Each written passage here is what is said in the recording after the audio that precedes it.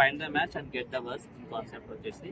దీంట్లో ఏంటంటే సార్ ఇక్కడ మనకి మ్యాచింగ్ అనే కాన్సెప్ట్ దీని ద్వారా మనకి, ఫర్ ఎగ్జాంపుల్ ఇక్కడ రెడ్ కలర్ ఉంది కదా, రెడ్ కలర్ పెట్టేసి దీని కరస్పాండింగ్ ఆన్సర్ ఎక్కడ ఉంది దానికి మ్యాచింగ్ చేయాలి.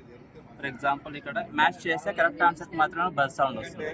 రెడ్ కాబట్టి ఇక్కడ పెట్టినాం అనుకోండి, ఇప్పుడు పెట్టినా రాలేదు, so that wrong answer. Yellow రాలేదు, రెడ్ వచ్చింది. సో బజ్ వస్తేనే కరెక్ట్ ఆన్సర్ అనేది విద్యార్థులు చెప్తాం కాబట్టి మనం నేర్చుకుంటాం. అండ్ ఇక్కడ ఇట్లా ఏ కలర్కి పెట్టినా కూడా ప్రతి దాని కరస్పాండింగ్ ఆన్సర్ మనం నేర్చుకుంటాడు అనమాట.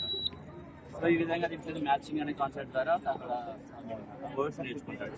అండ్ ఇక్కడ ఓన్లీ కలర్స్ ఉన్నాయి, కలర్స్ మాత్రమే కాకుండా డిఫరెంట్ సబ్జెక్ట్స్ కూడా మనం యూజ్ చేయొచ్చు. ఫర్ ఎగ్జాంపుల్ ఇక్కడ చూసుకుంటే లెటర్స్ ఉన్నాయి, ఫస్ట్ క్లాస్ పిల్లలకు అనుకుందాం. క్యాపిటల్ లెటర్స్, స్మాల్ లెటర్స్ ఉన్నాయి కదా, వాటిని ఐడెంటిఫై చేయడం కోసం క్యాపిటల్ లెటర్స్, స్మాల్ లెటర్స్కి మ్యాచింగ్ చేయించడం కోసం ఈ ఎక్విప్మెంట్ యూజ్ చేసుకోవచ్చు మనం.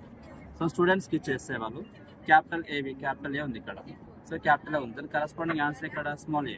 దీనికి పెడితే మాత్రమే సౌండ్ వస్తుంది, ఇంకెక్కడ పెట్టినా కూడా సౌండ్ రాదు.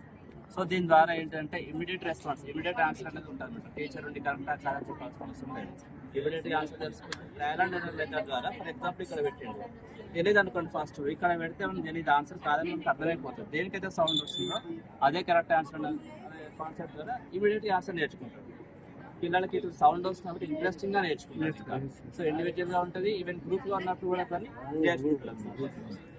సో ఇది ఓన్లీ అన్ని సబ్జెక్ట్స్ యూజ్ చేయొచ్చు, అన్ని కాన్సెప్ట్స్ యూజ్ చేయొచ్చు.